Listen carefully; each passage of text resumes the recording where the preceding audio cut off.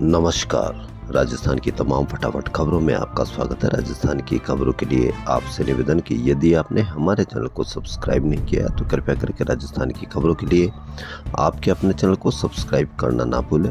आप सब्सक्राइब करते हैं तो हमें हिम्मत होती है सही और सच्ची खबरें आप तक पहुंचाने की, वरना मीडिया में किस तरह की खबरें आपको दिखाता है यह आप भली भांति जानते हैं और आपको यही अंतर जानना है। मीडिया में 94 लाख रुपए आपके शेयर बाजार से साफ हो गए, वहीं रोहित शर्मा पर की गई टिप्पणी, दोनों में से किसको ज़्यादा दिखाया जा रहा है यही अंतर आपको समझना है। 94 लाख करोड़ रुपए साफ होना ये बड़ी बात है या रोहित शर्मा पर की गई टिप्पणी। हम यहाँ ये नहीं कह रहे कि रोहित शर्मा पर की गई टिप्पणी वैध है या अवैध है या सही है या गलत है, लेकिन 94 लाख करोड़ रुपए की ज़्यादा कवरेज की गई या रोहित शर्मा पर की गई टिप्पणी ज़्यादा कवरेज की गई, यही अंतर आप अगर समझ जाएंगे तो आप उन चैनलों को, उन न्यूज़ चैनलों को बढ़ावा देंगे जिनमें आपसे जुड़ी हुई खबर होती है। आपसे जुड़ी हुई खबर होगी तो आपकी खबर, आपके बच्चों की बेरोजगारी की खबर, बढ़ती हुई महंगी शिक्षा की खबर या इस तरह की खबरें जो आपसे संबंधित है उनको दिखाया जाएगा। वरना मीडिया में किस तरह से आपको एक एजेंडे के तहत आपको खबरें दिखाई जाती है, यह आप अगर अब भी नहीं समझेंगे तो कहीं ऐसा ना हो कि पूरी तरीके से आपको पता ही नहीं चले कि किस तरह से आपसे जुड़ी हुई खबर गायब हो चुकी है। तो क्या है राजस्थान की आज बड़ी खबर? सीबीआई ने राजस्थान में अवैध खनन, बजरी माफियाओं और परिवहन की जांच से इनकार कर दिया है। हाईकोर्ट में सीबीआई को ओर से कहा गया कि हमारे पास संसाधन नहीं है, इसलिए हम जांच करने में असमर्थ है। हाईकोर्ट ने 17 मार्च को सीबीआई निदेशक को तलब किया है। हाईकोर्ट ने सीबीआई निदेशक को व्यक्तिगत या वीसी के जरिए स्पष्टीकरण देने के लिए कहा है कि इन मामलों में क्या अनुसंधान चल रहा है। साथ ही यह भी बताने को कहा है कि अदालत के आदेश को इतनी लंबी अवधि होने के बाद भी अवैध बजरी खनन और माफियाओं के खिलाफ उचित कार्रवाई क्यों नहीं की गई। वहीं केसरपुरा में अवैध खनन रोकने गए वन कर्मचारियों पर खनन माफियाओं ने हमला कर दिया। घटना में रेंजर समेत 7 कर्मचारी घायल हो गए। आरोपी जेसीबी और ट्रैक्टर छुड़ा कर ले गए। वन अधिकारियों की रिपोर्ट पर रायथल पुलिस ने मामला दर्ज किया। पुलिस ने जांच शुरू कर दी है। यानी कर्मियों पर कुल्हाड़ी और रॉड से हमला किया गया। यह एक फिल्मी तरीके का एक घटनाक्रम लगता है, लेकिन यह हकीकत है कि पुलिस से कोई यदि आरोपी इस तरह के अपने सामान जेसीबी और ट्रैक्टर छुड़ा कर ले जा सकते हैं तो आप इससे अंदाजा लगा सकते हैं। वहीं जयपुर के शिप्रापत थाना पुलिस ने सोमवार को महाकुंभ से चर्चा में आए टेन बाबा अभय सिंह को एक होटल से हिरासत में ले लिया। उनके पास से 1.5 ग्राम गांजे की पुड़िया मिली। हालांकि पूछताछ के बाद बाबा को जमानत पर छोड़ दिया गया। थाना राजेंद्र गोदारा ने बताया कि होटल पार्क क्लासिक की ओर से पुलिस कंट्रोल रूम में सूचना दी गई थी कि अभय सिंह नाम का एक व्यक्ति होटल में ठहरा हुआ है, वह सुसाइड करने का प्रयास कर रहा है। पुलिस ने होटल से आए टेन बाबा अभय सिंह निवासी झज्जर हरियाणा को हिरासत में ले लिया। उसने 1.5 ग्राम गांजे की पुड़िया निकालकर पुलिस को दी। बाबा ने कहा कि वह गांजे के नशे में थे। सुसाइड करने की कोई जानकारी दी हो तो उन्हें खुद को पता नहीं। लंबे समय से इंतजार कर रहे राजस्थान स्वास्थ्य विज्ञान विश्वविद्यालय को कुलपति आखिरकार मिल ही गया। राज्यपाल हरिभाऊ बागड़े ने एक आदेश जारी कर राजस्थान स्वास्थ्य विज्ञान विश्वविद्यालय के कुलपति पद पर डॉक्टर प्रमोद येवले को नियुक्त किया गया है। येवले की नियुक्ति कार्यभार संभालने की तिथि से 5 साल या 70 साल की आयु प्राप्त करने तक, इनमें से जो भी पहले के लिए की है। राज्यपाल ने चयन समिति की सिफारिश एवं राज्य सरकार के परामर्श के बाद आदेश जारी किए हैं। विश्वविद्यालय में पहली बार नॉन मेडिकल को कुलपति के पद की जिम्मेदारी सौंपी है। राजस्थान सरकार ने पिछले 4 साल में 6273 सरकारी स्कूलों को सीनियर सेकेंडरी में क्रमोन्नत किया है, लेकिन व्याख्याताओं के पद आज तक स्वीकृत नहीं हुए हैं। ये दैनिक भास्कर की बड़ी खबर, यानी बेरोजगारों के लिए ये एक बड़ी खबर। इन स्कूलों में 19,319 व्याख्याताओं की जरूरत है, लेकिन सरकार ने महज 1746 पद ही स्वीकृत किए हैं। यानी 17,573 व्याख्याताओं के पद स्वीकृति के इंतजार में है। यदि ये पद स्वीकृत हो जाए तो न केवल विद्यार्थियों की पढ़ाई सही तरीके से हो सकेगी, बल्कि युवाओं को भी व्याख्याता बनने के अधिक अवसर उपलब्ध हो सकेंगे। बता दें कि सरकार ने 4,441 स्कूलों को सेकेंडरी से और 1832 स्कूलों को उच्च प्राथमिक से सीधे सीनियर सेकेंडरी स्कूल में क्रमोन्नत किया था, लेकिन व्याख्याताओं के पदों पर कभी ध्यान ही नहीं दिया गया। ये मामला पिछले दिनों विधानसभा में भी उठा था। व्याख्याताओं के पद नहीं होने से क्रमोन्नत स्कूलों में वरिष्ठ अध्यापक के भरोसे 11वीं और 12वीं के विद्यार्थियों की पढ़ाई हो रही है। ऐसे में इन स्कूलों में 11वीं और 12वीं में पढ़ने वाले 1.5 लाख से अधिक विद्यार्थियों को बिना व्याख्याता ही परीक्षा देनी होगी। एसएमएस मेडिकल कॉलेज से जुड़े हुए जयपुर के प्रताप नगर स्थित स्टेट कैंसर इंस्टीट्यूट का सोशल मीडिया पर वीडियो वायरल हो रहा है, जिसमें senior nursing officer Mahesh Prasad Gupta को एक महिला सुरक्षा गार्ड पीटती नजर आ रही है। नर्सिंग ऑफिसर के पास मैन पावर के सुपरवाइजर की मॉनिटरिंग की भी जिम्मेदारी है। नर्सिंग ऑफिसर पर महिलाओं ने बदसलूकी का आरोप लगाया, जिसमें उन्होंने कहा कि नर्सिंग ऑफिसर होटल फ्लैट पर आने की बात करते हैं, शिकायत करने पर नौकरी से निकालने की धमकी भी देते हैं। मामला 20 फरवरी का है। राजस्थान के लिए अच्छी खबर, सराहनीय खबर। प्रदेश में गर्भवती महिला और 0 से 16 साल तक के उम्र के बच्चों का यूविन पोर्टल पर टीकाकरण के लिए अब खुद अपना स्वयं का रजिस्ट्रेशन खुद ही करा सकता है। यहाँ तक कि जिस स्थान पर टीका लगवाना है उसका भी चयन कर सकते हैं, प्रमाण पत्र भी निकाल सकते हैं। एप्लीकेशन में स्थान भी प्रदर्शित होते हैं, जबकि पहले एएनएम और आशा ही यूविन पोर्टल पर पंजीकरण कर सकती थी। सिटीजन यूविन प्लेटफॉर्म के सेल्फ रजिस्ट्रेशन पोर्टल पर जाना पड़ेगा। पोर्टल पर अपना मोबाइल नंबर और ओटीपी दर्ज कर लॉगिन करना होगा। रजिस्टर मेंबर पर क्लिक करके सदस्यों को रजिस्टर किया जा सकता है, यानी जीवन रक्षक टीकों का रजिस्ट्रेशन हुआ आसान। खुद ही यूविन पोर्टल पर करा सकेंगे रजिस्ट्रेशन। राजस्थान सरकार ने HIV वायरस से लड़ रही महिलाओं के सर्विक्स कैंसर की स्क्रीनिंग की सुविधा प्रारंभ की है। राजस्थान देश का पहला राज्य जहां HIV पीड़ित महिलाओं की स्क्रीनिंग के साथ साथ VIA तकनीक से इलाज की सुविधा भी शुरू हो गई है। जयपुर, अजमेर, जोधपुर, उदयपुर, बीकानेर, कोटा, सीकर, झालावाड़ समेत राजस्थान के 36 एंटी रिट्रोवायरल थेरेपी सेंटरों पर स्क्रीनिंग सुविधा प्रारंभ कर दी है। पिछले 10 दिन में अब तक 1300 से ज्यादा महिलाओं की VIA के जरिए स्क्रीनिंग की जा चुकी है। राजस्थान में मौसम में उतार चढ़ाव हो रहा है। बीते एक हफ्ते में एक के बाद एक 2 पश्चिमी विक्षोभ सक्रिय होने से उत्तरी इलाकों में हल्की बारिश हुई और इसका असर राजधानी में रहा। पश्चिमी विक्षोभ के बाद चली उत्तरी हवाओं ने राजधानी में रात का पारा लुढ़का दिया। हालांकि सोमवार दिन में मौसम साफ रहने से पारा बढ़ा है। राजधानी में बीती रात न्यूनतम तापमान 3.1 डिग्री लुढ़क कर 15.2 डिग्री सेल्सियस रिकॉर्ड हुआ।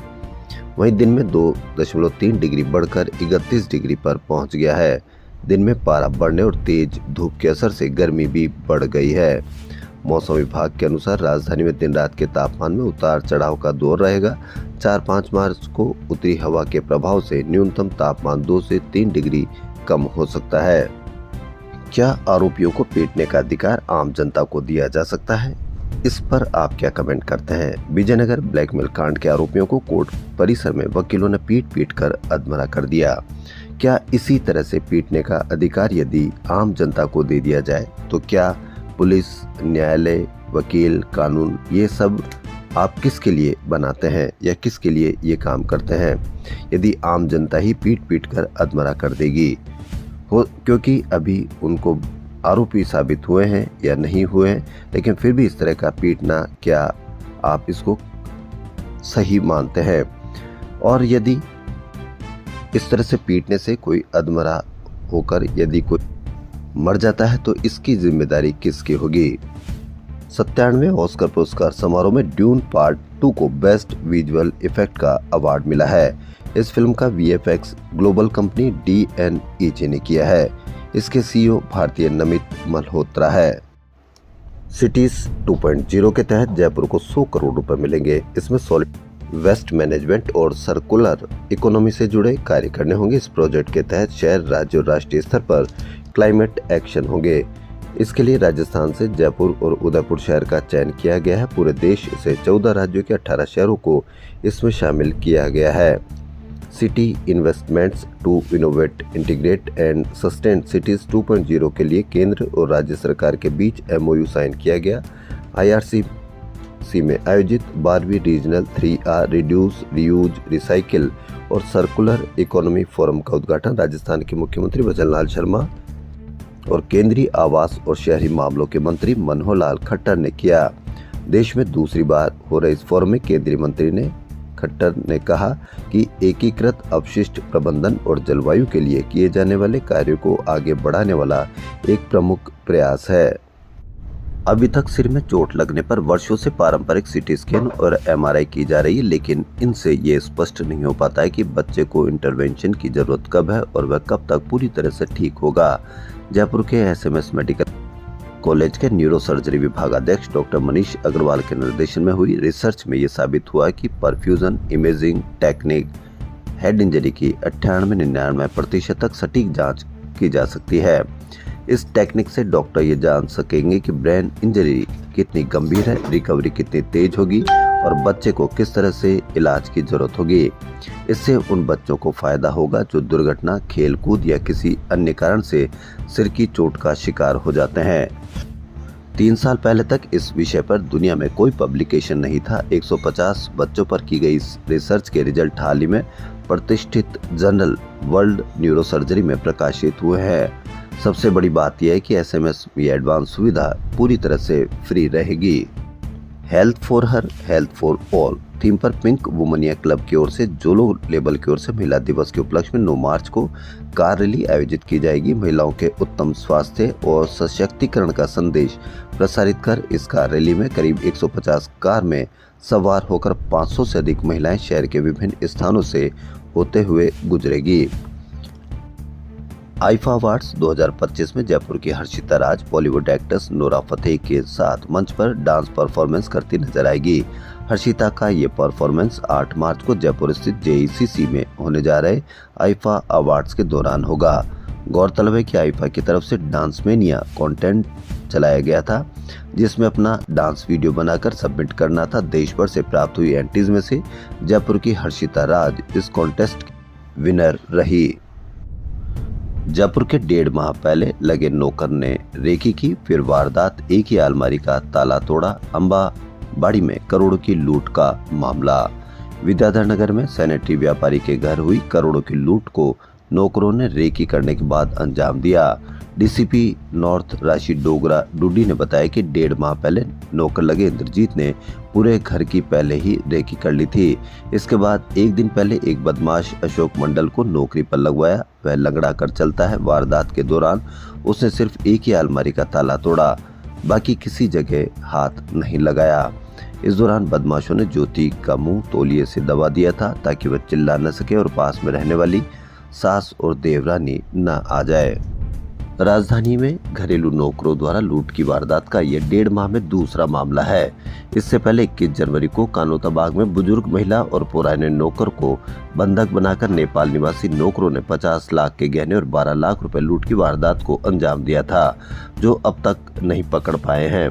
अचरज की बात यह है कि करीब उसी समय इंद्रजीत अंबाबाड़ी में नौकरी पर लगा था, लेकिन परिजनों ने पुलिस वेरिफिकेशन नहीं कराया था। बता दें कि शहर में करीब 10,000 ऐसे नौकर काम कर रहे जिनका पुलिस वेरिफिकेशन नहीं हुआ है। तो पुलिस को भी चाहिए कि यदि ऐसा वेरिफिकेशन नहीं हुआ तो उन मालिकों के खिलाफ एक कार्रवाई करनी चाहिए, ताकि हर व्यक्ति इस तरह से वेरिफिकेशन कराए और इन हादसों से बचा जा सके। विद्याधर नगर इलाके में क्राइम ब्रांच के पुलिसकर्मी बनकर युवक का अपहरण कर लूट करने वाले गिरोह का खुलासा कर एक युवती व उसके साथी को पकड़ लिया है। पुलिसकर्मी बन अपहरण कर लूटने वाली युवती सहित 2 गिरफ्तार, 6 वारदात कबूली है। यदि आपने भी फ्लैट का बुक किया है, पैसा दे दिया है और आपको यदि कब्जा नहीं दिया गया तो ये खबर आपके लिए। जिला उपभोक्ता आयोग जयपुर द्वितीय ने फ्लैट बुक कराने और उसकी राशि जमा कराने के बाद भी ग्राहक को तय समय में फ्लैट का कब्जा नहीं देने को गंभीर सेवा दोष करार दिया है। बुक कराए, फ्लैट का कब्जा नहीं दिया, बिल्डर पर लगाया 5 लाख रुपए से अधिक जुर्माना। पुलिस की कार्रवाई किस तरह से होती है यह तो आप भली भांति जानते हैं, लेकिन जयपुर का ये दैनिक भास्कर की बड़ी खबर, मुआना थाने में दर्ज पॉक्सो एक्ट के मामले में पिछले लंबे समय से कोई कार्रवाई नहीं की जा रही है। इस पर परिजन लगातार थाने के चक्कर काट रहे हैं। परिजनों का कहना है कि 19 नवंबर को दर्ज हुए पोक्सो एक्ट के मामले में अब तक पुलिस नामजद आरोपी का पता नहीं लगा पा रही है। परिजनों का कहना है कि शिकायत दर्ज होने के बावजूद भी अब तक कोई कार्रवाई नहीं की जा रही है। वहीं आरोपी के परिजनों से भी कोई पूछताछ नहीं हुई ताकि आरोपी के बारे में कोई सुराग लगाया जा सके। आईआईएस ग्रुप ऑफ इंस्टीट्यूशंस के संस्थापक और आईआईएस यूनिवर्सिटी के चांसलर डॉक्टर अशोक गुप्ता का असामयिक निधन 3 मार्च को सुबह हो गया।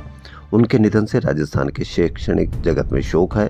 बतौर स्कूल शिक्षक अपनी शिक्षण यात्रा शुरू कर श्रेष्ठ संस्थाओं की स्थापना करने वाले डॉक्टर गुप्ता 77 वर्ष के थे। उनके द्वारा स्थापित IAS school, play house, ICG, IIS deemed university और आईएसआईएम संस्थान देश भर में गुणवत्ता के लिए पहचाने जाते हैं। राजस्थान में मौसम बदलने के बाद भी स्क्रब टाइफस के मामले सामने आने के बाद चिकित्सा विभाग अलर्ट मोड पर आ गया है। माइटिया पिस्सू के काटने से इस साल 62 दिन में स्क्रब टाइफस के 70 पॉजिटिव मिल चुके हैं। इनमें जयपुर, कोटा, दौसा, भरतपुर, झालावाड़ सहित कई जिले हैं जो बीमारी से प्रभावित हो रहे हैं। गृह विभाग से संबंधित अनुदानों की मांग पर चर्चा पर नेता प्रतिपक्ष टीकाराम जूली ने कहा कि पुलिस और जेल सेवा का इकबाल इतना कमजोर हो गया है कि अपराधी जेल से सीधे मुख्यमंत्री के नाम पर धमकी देते हैं। पिछले 1 साल में कम से कम 3 प्रकरण ऐसे हैं जिनमें जेल से सदन के नेता को जान से मारने की धमकी दी गई। अपराधियों के हौसले इतने बुलंद हो गए कि पुलिस पर हमले आम बात हो गई है। बीते 1.25 साल में सबसे अधिक अत्याचारों का सामना बालिकाओं, महिलाओं, दलितों व आदिवासियों को करना पड़ा है। ऐसी स्थिति बनती जा रही है कि इन वर्गों का घर से बाहर निकलना मुश्किल होता जा रहा है। जूली ने कहा कि ऐसा लगने लगा जैसे प्रदेश में माफिया राज हो गया। भू माफिया, शराब माफिया, खनन माफिया, अवैध मादक पदार्थ तस्करों समेत सभी असामाजिक तत्व राजस्थान में हावी हो गए। पूरे देश में स्थायी वारंटियों की कुल संख्या करीब 1,15,000 है। इनमें से लगभग 80,500 केवल राजस्थान में है। ऐसा लगता है कि भाजपा के शासन में राजस्थान वारंटियों के लिए सबसे सुरक्षित जगह बन गया है। विधानसभा में सोमवार को प्रश्नकाल के दौरान विधायकों ने कई प्रश्नों के जवाब अधूरा बताकर मंत्रियों को घेरा। वहीं कांग्रेस विधायकों की ओर से बार बार अधिकारियों के गुमराह करने का शब्द इस्तेमाल करने पर संसदीय कार्य मंत्री जोगाराम पटेल ने आपत्ति की। पटेल ने कहा कि अधिकारियों ने गुमराह किया है, यह असंसदीय है। हमारा जवाब गलत है तो विशेषाधिकार हनन प्रस्ताव लाइए। इस पर सदन में हंगामा हुआ। सीकर रोड पर आज श्याम भक्तों का मेला लगेगा। कई सामाजिक संस्थाएं श्याम भक्तों के लिए भंडारों का आयोजन करेगी। प्रदेश अग्रवाल महासभा राजस्थान की ओर से मंगलवार को सीकर रोड पर होटल नीलगिरी के सामने भंडारा लगाया जाएगा। सीकर रोड पर आज से श्याम भक्तों का मेला, सामाजिक संस्थाओं के लगेंगे भंडारे।